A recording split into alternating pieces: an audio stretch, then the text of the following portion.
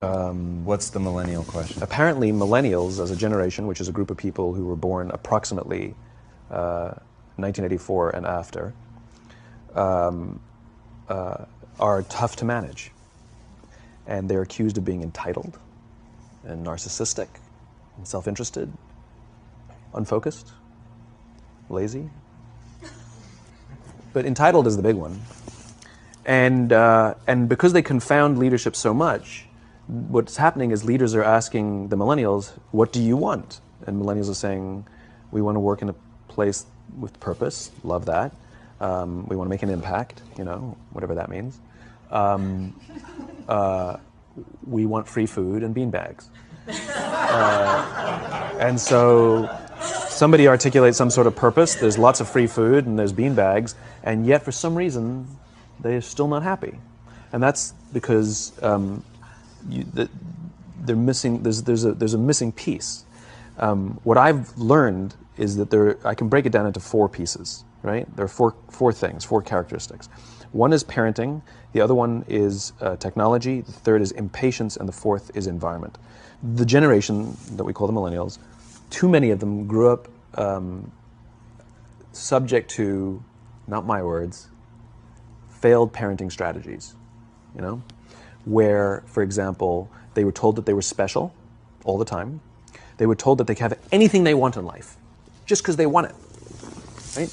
They were told, some of them got into honors classes, not because they deserved it, but because their parents complained. And some of them got A's, not because they earned them, but because the teachers didn't want to deal with the parents. Some kids got participation medals. You got a medal for coming in last, right? Which the science we know is pretty clear, which is it devalues the medal and the reward for those who actually work hard, and it actually makes the person who comes in last feel embarrassed because they know they didn't deserve it, so it actually makes them feel worse, right? So you take this group of people, and they graduate school, and they get a job, and they're thrust into the real world, and in an instant, they find out they're not special, their moms can't get them a promotion, that you get nothing for coming in last, and by the way, you can't just have it because you want it.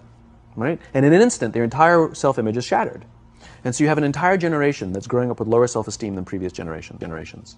The other problem, to compound it, is we're growing up in a Facebook, Instagram world. In other words, we're good at putting filters on things. We're good at showing people that life is amazing even though I'm depressed, right? And so everybody sounds tough. And everybody sounds like they got it all figured out. And the reality is there's very little toughness and most people don't have it figured out. And so when the more senior people say, well, what should we do? They sound like, this is what you got to do. And they have no clue. Right? So you have an entire generation growing up with lower self-esteem than previous generations, right? Through no fault of their own. Through no fault of their own, right? They were dealt a bad hand, right? Now let's add in technology. We know that engagement with social media and our cell phones releases a chemical called dopamine. That's why when you get a text, it feels good, right? So, you know, we've all had it where you're feeling a little bit down or feeling a bit lonely, and so you send out 10 texts to 10 friends, you know, hi, hi, hi, hi, hi, because it feels good when you get a response, right? Right? It's why we count the likes, it's why we go back 10 times to see if my Instagram is growing slower, did I do something wrong? Do they not like me anymore, right? The trauma for young kids to be unfriended, right? Because we know when you get it, you get a hit of dopamine, which feels good. It's why we like it, it's why we keep going back to it.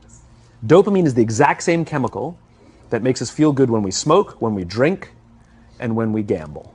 In other words, it's highly, highly addictive. Right?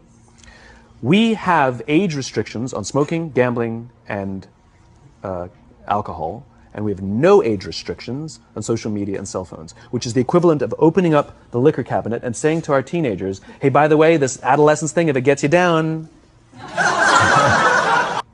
What's happening is because we're allowing unfettered access to these dopamine-producing devices and media, basically it's becoming hardwired, and what we're seeing is as they grow older, too many kids don't know how to form deep, meaningful relationships. Their words, not mine. They will admit that many of their friendships are superficial. They will admit that their friends, that they don't count on their friends, they don't rely on their friends, they have fun with their friends, but they also know that their friends will cancel on them if something better comes along. Deep, meaningful relationships are not there. When significant stress starts to show up in their lives, they're not turning to a person, they're turning to a device, they're turning to social media, They're turning to these things which offer temporary relief. We know, the science is clear, we know that people who spend more time on Facebook suffer higher rates of depression than people who spend less time on Facebook.